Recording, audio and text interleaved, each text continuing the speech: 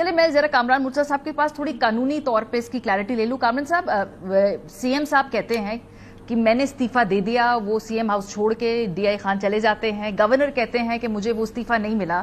ابھی قانونی طور پہ کیا صورتحال ہے؟ اور اگر استعفے کے اوپر کیا سائن اگر نہیں کرتے گورنر، اس کو کچھ دن کے لیے رکھ لیتے، تو کتنی اس کی دنوں کی مدت ہے کہ جس تک وہ اس کو رکھ سکتے ہیں اور اس کے بعد پھر وہ آٹومیٹکلی استعفیٰ ایکسیپٹ ہوگا؟ ایسا ہے کہ انہوں نے قانونی طور پہ استعفیٰ دیا ہی نہیں ہے. اچھا.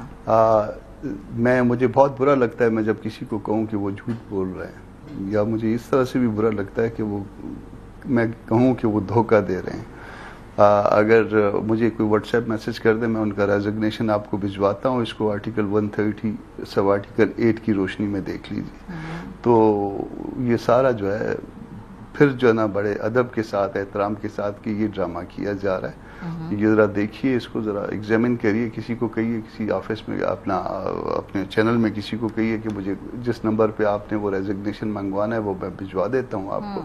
آیا وہ ریزگنیشن جو ہے اس کی آرٹیکل 130 سب آرٹیکل 8 کی منشا کے مطابق ہے؟ اور اگر نہیں ہے اور آپ اس میں لکھ رہے ہیں آرٹیکل 130 اور سب آرٹیکل 8 کا بھی ریفرنس دے رہے ہیں اور اس کو ٹائپ کروا رہے ہیں اور اس کو جو نا کسی اور چیز سے منسوب کر رہے ہیں اور ساتھ ایک کہانی ڈال رہے ہیں، تو کیا یہ ریزگنیشن کے اس میں آتا ہے؟ اور پھر ساتھ آپ روانہ ہو رہے ہیں کہ جی میں ڈی آئی خان جا رہا ہوں. کوئی کم از کم جو ہے نا پاکستان کے عوام کو، یہ چلے پاکستان کی اگر باقی 3 صوبوں کا اگر یہ مسئلہ نہ ہو، ویسے تو سب کا مسئلہ ہے، مگر خیبر پختونخوا کے عوام کو تو بیوقوف نہ بنائے نا، یا اپنے لوگوں کو بیوقوف نہ بنائے. دوسروں کو تو پتہ چل گیا.